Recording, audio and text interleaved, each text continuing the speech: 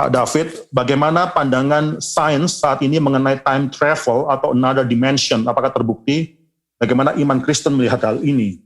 Sekali lagi, saudara, menarik, di antara semua pertanyaan ini menjadi pertanyaan terus di-push sama orang. Ini dapat 31 approval, orang ingin mendapatkan jawaban daripada hal ini, walaupun mungkin tidak tahu benar-benar apakah orang-orang pada ingin tahu. Saya tidak tahu mengapa pertanyaan ini banyak mendapatkan approval daripada orang yang lain. Mungkin mereka karena sekarang sedang karantin, tidak bisa kemana-mana, pengen travel, tidak bisa keluar daripada space, jadi mereka pengen kepikiran travel daripada time travel, saudara ya. Saudara, time travel itu apakah mungkin bahwa seseorang itu bisa maju ke depan secara waktu atau mundur ke belakang? Terus dipertanyakan dan pernah juga saat ini dalam dunia sains jadi suatu perdebatan, saudara. Kalau saya katakan, saudara, time travel itu sendiri sudah terjadi. Ya, time travel tersebut sudah terjadi. Apa maksudnya? Terjadi khususnya untuk maju ke depan itu kita alami, saudara. Tapi kita mungkin tidak pernah bisa benar-benar merasakan karena kecepatan atau pergerakan kita itu sangat-sangat kecil, saudara, dibandingkan dengan kecepatan cahaya. Misalnya, saudara, ini Einstein menemukan bahwa ternyata waktu itu nggak statis, ruang itu juga nggak statis. Ruang dan waktu itu ternyata sangat dinamis sekali dalam kosmologi daripada Einstein.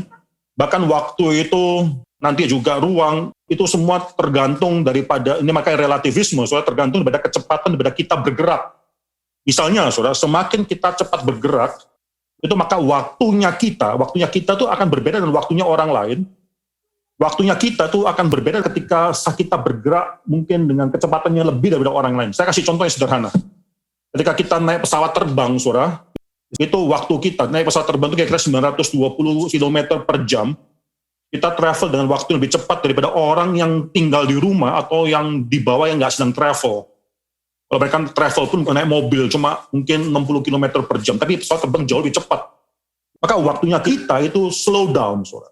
Secara teori waktunya kita itu lebih lambat bergerak daripada waktunya mereka yang bergerak mungkin lebih lambat daripada kita. Semakin kita cepat bergerak, waktunya kita tuh semakin lebih lambat.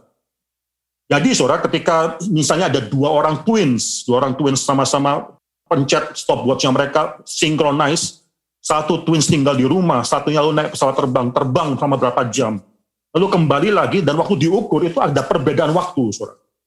Perbedaan waktu menunjukkan bahwa yang sedang terbang itu ternyata lebih lambat waktunya dia. Berarti apa? Ketika dia kembali bertemu dengan twinsnya tersebut, dia akan melihat twinsnya itu lebih tua. Karena dia melihat future daripada twinsnya tersebut. Tapi di sini tidak bisa dilihat karena perbedaan daripada atau travel daripada pesawat terbang itu terlalu kecil dibandingkan dengan kecepatan cahaya. Jadi perbedaannya sangat-sangat kecil. Jadi hampir tidak terasakan, saudara. Ya, kalau enggak, saudara, orang yang travel itu makin lama makin muda terus, saudara. Ya, ini tidak terjadi juga. Kita tidak bisa melihat hal tersebut. Tapi ini secara teori sudah terjadi. Dan kalau kita memiliki suatu alat ukur yang sangat-sangat akurat sekali, saudara, maka kita bisa melihat perbedaan waktu tersebut. Dan memang benar, kita yang travel, bukan cuma travel, ntar saudara bisa melihat, bahkan ini tergantung dengan gravitasi juga. Mereka yang di bawah, di pantai misalnya, itu waktunya akan berjalan lebih cepat daripada mereka yang ada di pegunungan. Ini karena perbedaan sangat sedikit sekali, maka kita tidak bisa lihat, tapi itu terjadi. Jadi time travel di future itu terjadi, mau tidak mau terjadi, sudah terjadi. Yang menjadi kesulitan mungkin adalah time travel yang ke belakang, saudara. Itu to the past. Itu sangat sulit sekali dan bahkan mungkin bisa dikatakan tidak pernah terjadi. Ada teoris-teoris fisikis yang merumuskan atau meramalkan mekanisme atau metode atau apa yang bisa kita lakukan supaya kita bisa travel ke belakang, tapi sampai saat ini belum bisa terjadi, saudara. Belum bisa terjadi. Ada yang mengatakan bahwa ini yang ditanyakan ya, mengenai time travel melalui another dimension. Apa maksudnya another dimension pada saat ini? Saudara, kalau saudara lihat ya, alam semesta itu bukan statis, saudara. Alam semesta itu tidak statis. Ya, alam semesta itu pun itu adalah suatu hal yang sangat dinamis sekali. Katakanlah ini adalah alam semesta, saudara ya. Nah, ini tisu, saudara. Ini adalah alam semesta. Alam semesta itu tidak statis, alam semesta itu dinamis dalam arti bahwa kalau kita taruh misalnya ada satu bulan atau objek, itu ketika ditaruh itu akan bend alam semesta itu. Sehingga saudara bisa bayangkan ya, saudara taruh suatu besi di sini, itu akan bend the universe, the fabric of the universe. Saudara, apa jadinya kalau ternyata kita ada wormhole. Kalau misalnya alam semesta sekali lagi, misalnya di sini, dari sini ke sini mau travel, dari ujung ke ujung, travel yang sangat jauh sekali. Kalau misalnya ternyata alam semesta bisa ditekuk, saudara. Maka dari ujung sini ke ujung sini travel dalam waktu yang sangat singkat sekali. Itu namanya wormhole, saudara. Jadi ada orang yang memberikan suatu teori bahwa time travel bisa terjadi melalui higher dimension ketika alam semesta itu terjadi wormhole, sehingga dua lokasi yang tadinya sangat jauh sekali itu akhirnya disatukan sedemikian rupa, sehingga akhirnya orang bisa menyeberang melalui lokasi tersebut, melalui wormhole tersebut. Soalnya ini belum terbukti. Ini belum terbukti, wormhole itu hanya bisa terjadi karena mungkin sangat kecil, sangat sedikit, kalaupun terjadi itu untuk partikel yang kecil sekali dan untuk masa waktunya sangat kecil sekali. Kalau untuk satu objek demikian besar, untuk harus bisa lewat wormhole tersebut, itu perlu waktu atau energi yang bisa sustain dari wormhole tersebut. Ini sangat sulit bisa dilakukan, saudara. Sampai saat ini tidak pernah terjadi. Keberadaan wormhole pun tidak bisa dibuktikan. Saudara.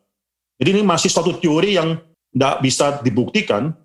Mundur ke belakang itu juga menjadi suatu masalah. Ini menjadi suatu masalah ketika kalau kita memikirkan ada namanya grandparents paradox. Bagaimana kalau mundur ke belakang waktu, ke dalam waktu di mana orang tua atau kakeknya saya masih hidup, lalu saya tembak kakek saya, sehingga kakek saya tidak bisa melahirkan papa saya. Kalau papa saya nggak bisa lahir, berarti saya juga tidak lahir.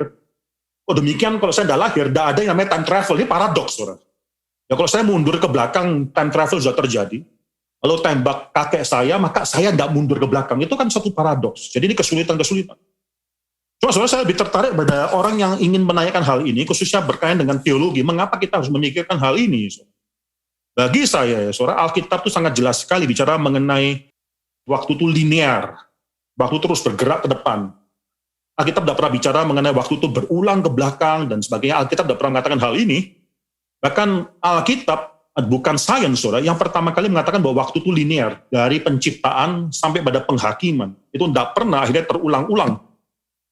Bahkan khususnya kalau saudara lihat dalam inkarnasi Tuhan Yesus Kristus, itu Tuhan Yesus satu kali datang dalam dunia, tidak pernah datang kedua kali. Tidak pernah terjadi proses itu terjadi lagi. Waktu dia akhirnya mati, dan sekali itu kematian satu kali saja. Dia bangkit daripada kematian, itu juga terjadi satu kali saja. Kalau saudara perhatikan, itu Pentakosta ketika turun, itu satu kali. Pentakosta nggak terjadi berulang-ulang kali. Ini suatu hal yang linear, dan ini sangat penting sekali, saudara. Ini sangat penting sekali. Ada seorang saintis yang mengatakan bahwa karena waktu itu linear, konsep waktu linear itu membuat akhirnya modern science itu lahir. Modern science itu tidak lahir di tempat-tempat di mana waktu sirkular, saudara. Cyclic. India kah, atau mungkin China yang peradaban yang lama kah? Tidak, saudara. Modern science itu lahir di daerah yaitu Eropa Barat yang notabene adalah kultur daripada Kristen. Salah satu dampaknya banyak sekali, saudara, kalau bisa dianalisa mengapa modern science itu lahir. Banyak sekali. Salah satu adalah karena konsep waktunya itu adalah linear. Saudara, saya ajak kita membaca satu ayat yang penting dari Ibrani pasal 9. Ibrani pasal 9 ayat ke-27, saudara. Sama seperti manusia ditetapkan untuk mati hanya satu kali saja, dan sesudah itu dihakimi. Ini menyatakan bahwa waktunya manusia itu satu kali tidak pernah terulang lagi. Ini buat kita akhirnya bisa bergumul secara serius di hadapan Tuhan mengenai berapa penting waktu yang kuhabiskan ini. Mereka yang memiliki konsep waktu yang linear, tidak pernah terulang-ulang, tidak bisa kembali ke masa lampau, atau akhirnya melakukan satu hal yang lain, meridim dirinya sendiri di masa yang lampau. Justru mereka adalah mereka yang akan hidup coram deo di hadapan Tuhan secara serius, dan di hadapan Tuhan mereka akan hidup di setiap saat bertanggung jawab di hadapan Tuhan.